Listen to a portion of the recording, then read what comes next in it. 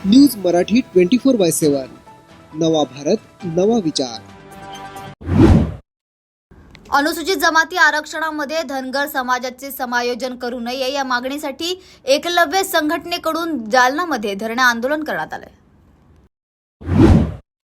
Vashi CIDCO exhibition सेंटरमध्ये सांगोल्यातील मुंबई स्थिर नागरिकांचा स्नेह मेळावा आयोजित करण्यात आला। खराब रस्त्यांमुळे डोंबिवलीत 2 अपघात झाले असून यात एका महिलेचा मृत्यू झालाय तर वयोवृद्धाचा हात फ्रॅक्चर झाल्याची माहिती दिली जाते। विजयादशमीच्या मुहूर्तावरती आमची विजयाची यादी बाहेर पडलेली असेल असं वक्तव्य जितेंद्र आव्हाड यांनी केलंय।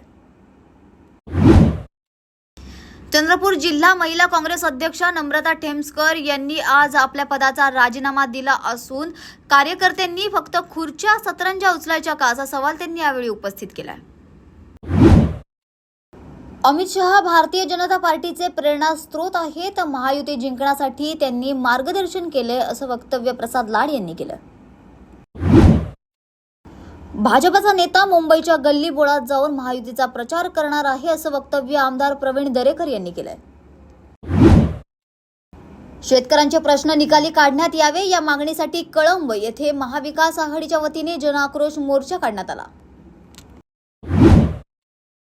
भिवंडी महानगरपालिका क्षेत्रातील देवजीनगर नारपोली गाव येथील चौकास स्वर्गीय नवनीत झा चौक असे नामकरण केले असून ते चुकीचे असून या चौकास लोकशाहीर अण्णाभाऊ साठे यांचे नाव तात्काळ देण्यात यावे अशी मागणी करण्यासाठी महाराष्ट्र नवनिर्माण सेनेचे मनसे सैनिक सुशील आवटे हे महानगरपालिका मुख्यालयासमोर आमरण उपोषणास बसले आहे।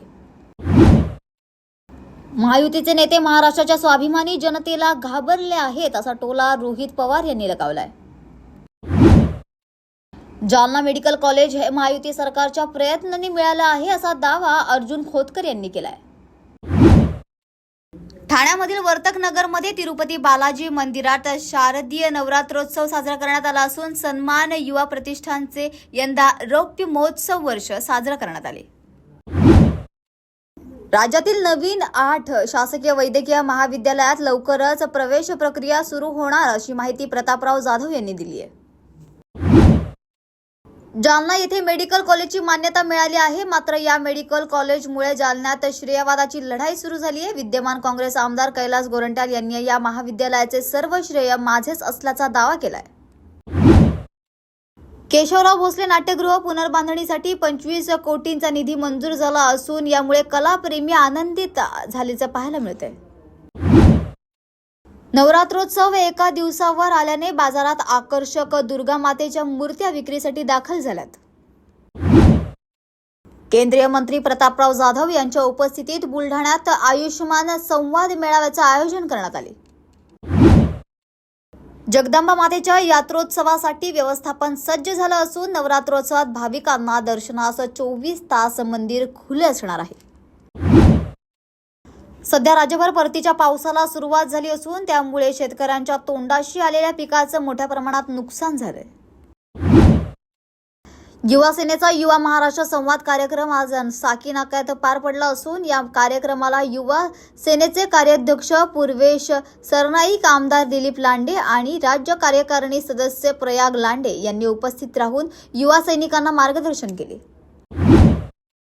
हदगाव तालुक्यातील राजवाडी येथे जिल्हा परिषद शाळेचे स्लॅब कोसळलं असून सुदैवाने यात कोणतीही जीवितहानी झाली नाही। काही दिवसांपूर्वी अंधेरी MIDC जवळ एका नाल्यात पडून महिलेचा दुर्दैवी मृत्यू झाला असून त्यानंतर महानगरपालिकेकडे समिती स्थापन करून चौकशी करण्यात आली आहे।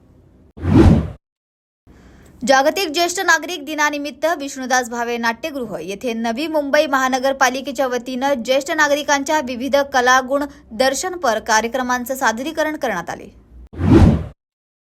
राष्ट्रवादी काँग्रेस पक्ष अजित पवार गट यांच्याकडून माढा आणि पोलीस प्रशासन विरोधात निषेध आंदोलन करण्यात आले। न्यूज मराठी 24/7 नवा भारत नवा विचार।